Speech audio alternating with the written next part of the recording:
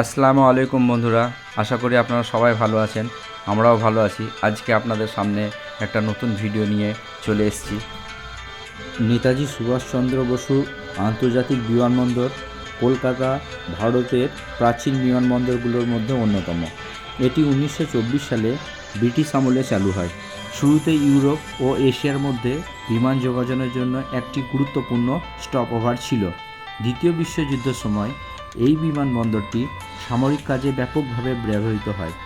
1995 সালে ভারতের মহান স্বাধীনতা সংগ্রামী নেতাজি সুভাষচন্দ্র বসুর নামানুসারে বিমানবন্দরের নামকরণ করা হয়। বর্তমানে এটি পূর্ব ভারতের সবচেয়ে ব্যস্ত আন্তর্জাতিক বিমানবন্দর, যেখানে দেশীয় ও আন্তর্জাতিক দুই ধরনের ফ্লাইট চলাচল করে। আমরা ওলা ক্যাবের মাধ্যমে কলকাতা এয়ারপোর্টে পৌঁছালাম।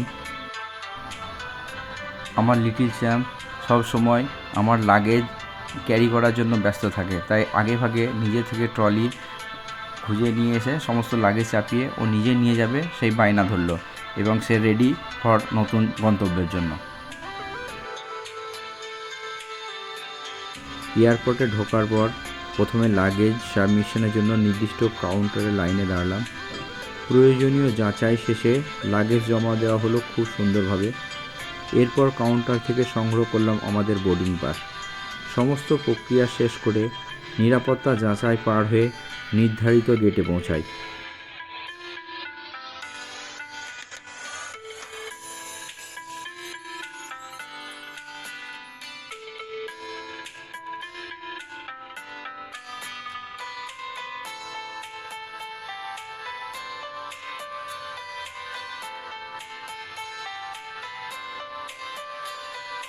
গেট থেকে এরপরে বাসে করে টার্মিনালের দিকে রওনা দিলাম। এই ছোট্ট যাত্রাটা ভ্রমণের উত্তেজনাটা আরও বাড়িয়ে দিল। সব কিছু মিলিয়ে যাত্রার শুরুটা ছিল বেশ গোছানো আর আরামদায়ক। এখন আমরা প্রস্তুত পরবর্তী গন্তব্যের জন্য। কাশ্মীরের পথে যাত্রা শুরু হতে চলেছে।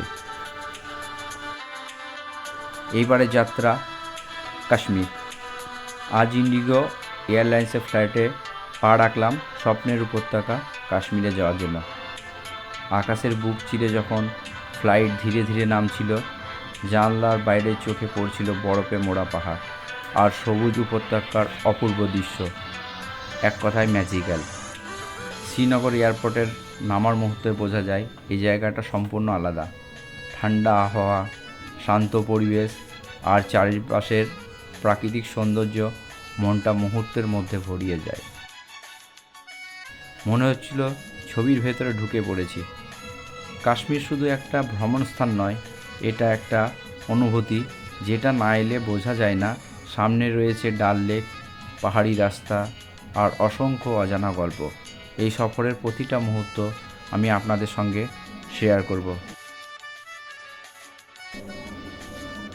তাই ভিডিওটা শেষ পর্যন্ত দেখুন আর কাশ্মীরের এই সুন্দর যাত্রায় আমার সঙ্গে থাকুন। ধন্যবাদ।